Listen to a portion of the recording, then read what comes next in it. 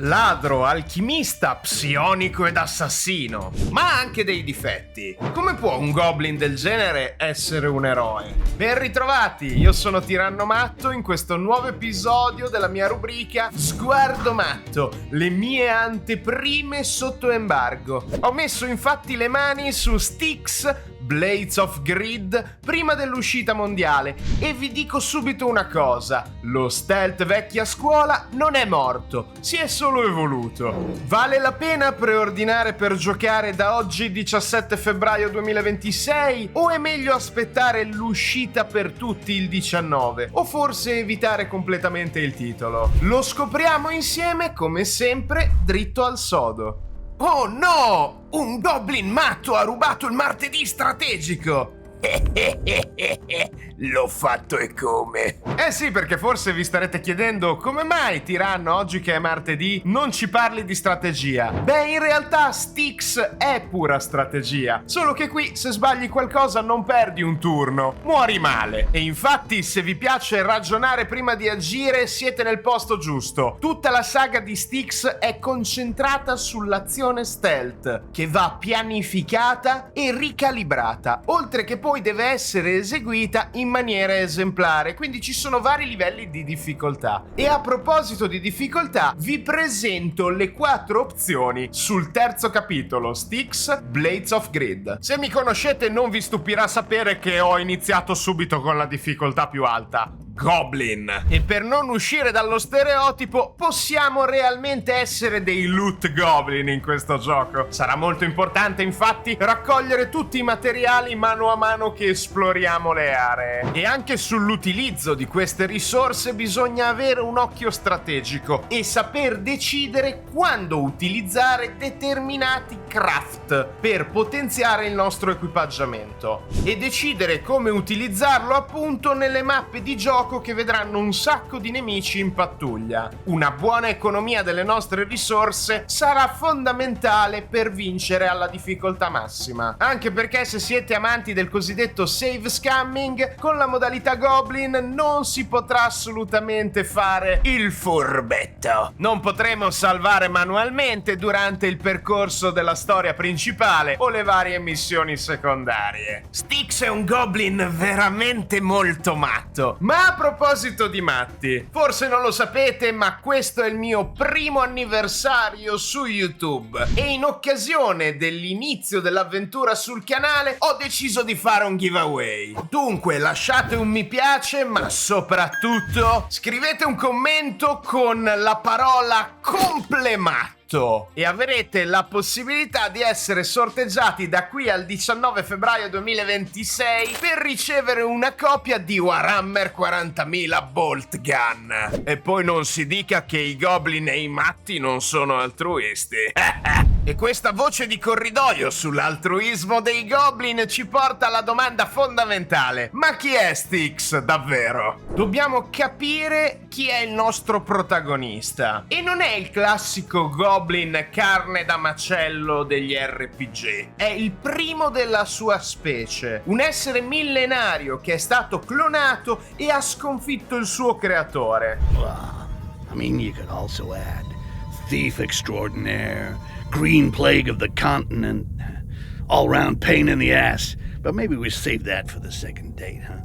Va bene, tieniti i tuoi segreti, Styx, però ti devo comunque presentare al pubblico. Dunque, Styx deve consumare l'ambra dell'albero del mondo per ottenere i suoi poteri più reconditi. Ma non solo, negli ultimi capitoli ha scoperto l'esistenza del quarzo magico, che giocherà un ruolo fondamentale in questo terzo capitolo. Le sue dipendenze magiche guidano le sue azioni, è vero. Vive ad Acheron, un mondo fantasy brutale dove umani, elfi, nani e orchi si fanno fanno la guerra a vicenda per il controllo sulla magia e lui si muove tra le ombre derubandoli tutti. A volte per salvare il mondo bisogna avere una propensione per riempirsi le tasche e salvarsi la pelle. Bisogna essere piccoli, verdi e decisamente cattivi. Styx è un antieroe cinico che è appunto guidato dal suo interesse personale, che in un certo senso va a coincidere con l'interesse del bene superiore di questo mondo. Certo, non manca a Styx di ricordarci con un'ironia pungente quanto in realtà lui agisca solo per i suoi interessi. È una buona caratterizzazione e il doppiatore ha fatto un lavoro eccellente. Il personaggio non è bidimensionale e non manca di rompere la quarta parete con battutine indirette o dirette nei nostri confronti. Prima ho detto che è un alchimista perché può creare pozioni e trappole letali con ciò che trova. È una sorta di MacGyver Goblin. Psionico perché grazie all'ambra e al quarzo può sbloccare dei poteri biologici e magici di controllo mentale, però al contempo è anche dipendente e consumato da queste risorse magiche. Vi ho incuriosito,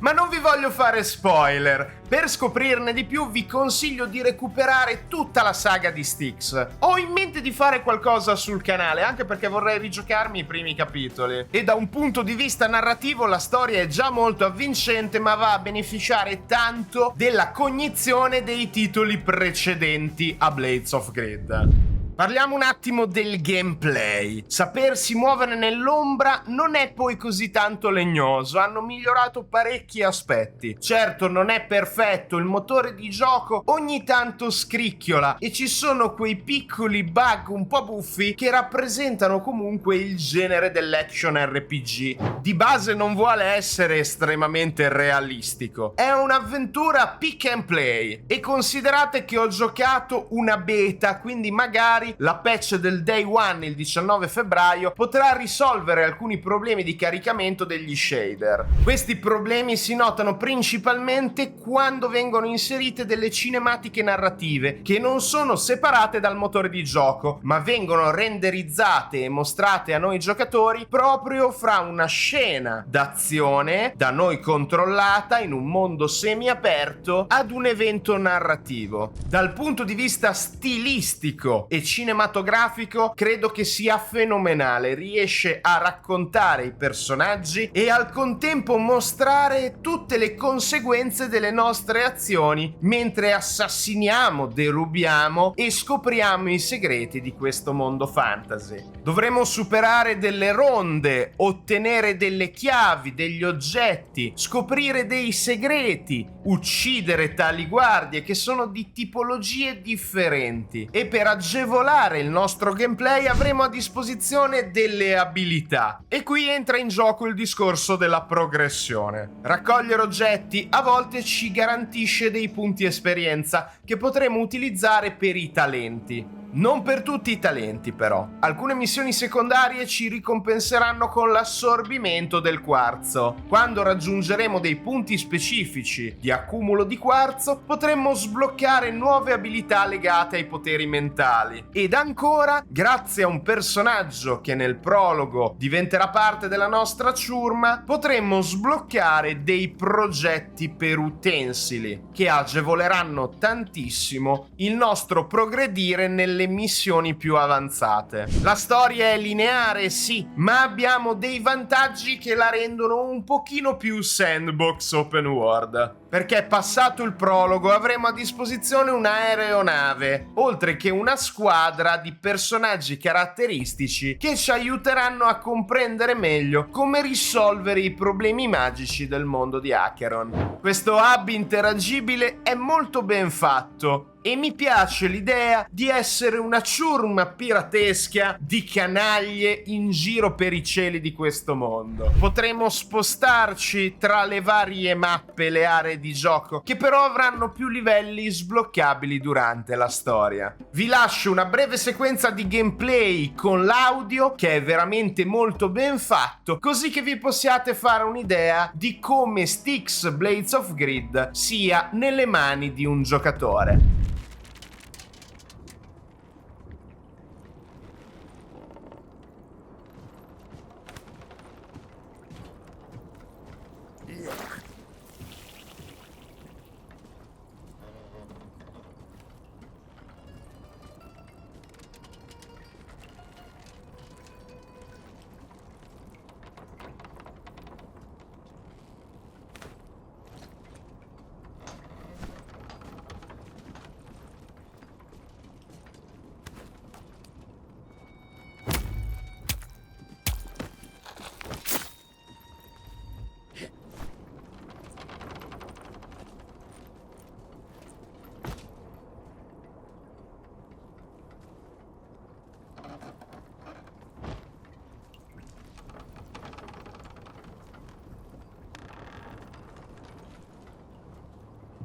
Let's take a look.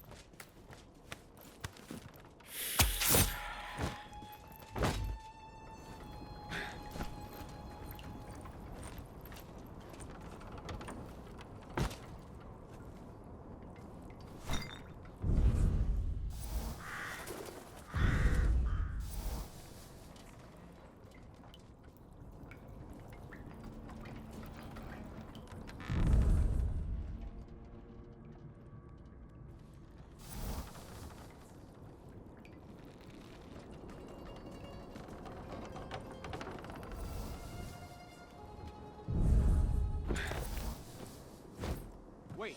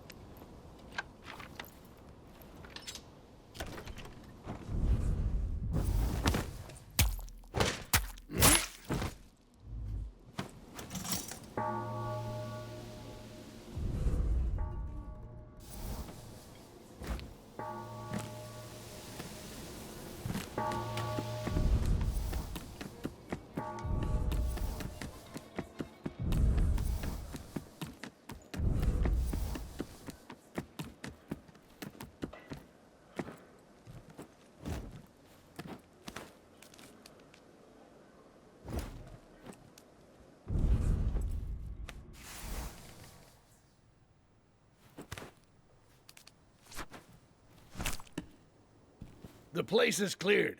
Hurry up. Yep, coming. Right behind you.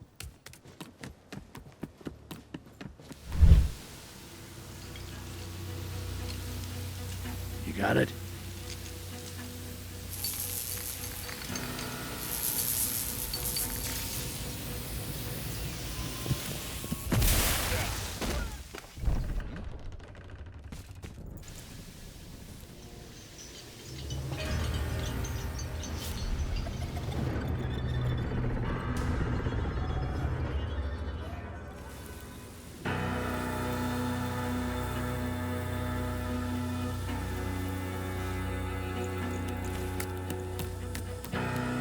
Don't.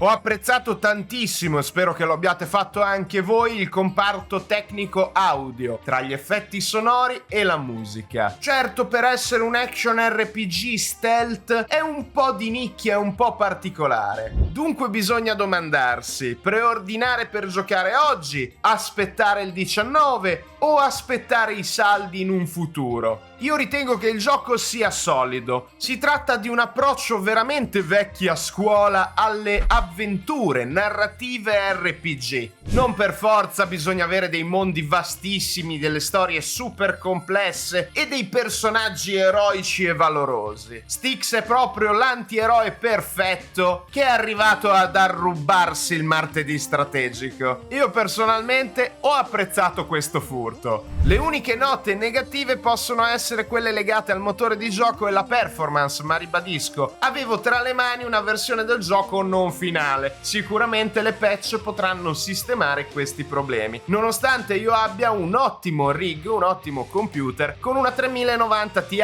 che sta invecchiando comunque bene, ma sta invecchiando. Io non posso che ringraziarvi per aver cliccato sul teschio del tiranno. Vi rimando al giveaway di cui abbiamo parlato prima. Sono curioso di sapere la vostra qui nei commenti su questa anteprima sguardo matto di Styx Blades of Grid, e non posso che dirvi anche oggi questo è quanto, perché Tiranno Matto out, e alla prossima avventurieri ed avventuriere.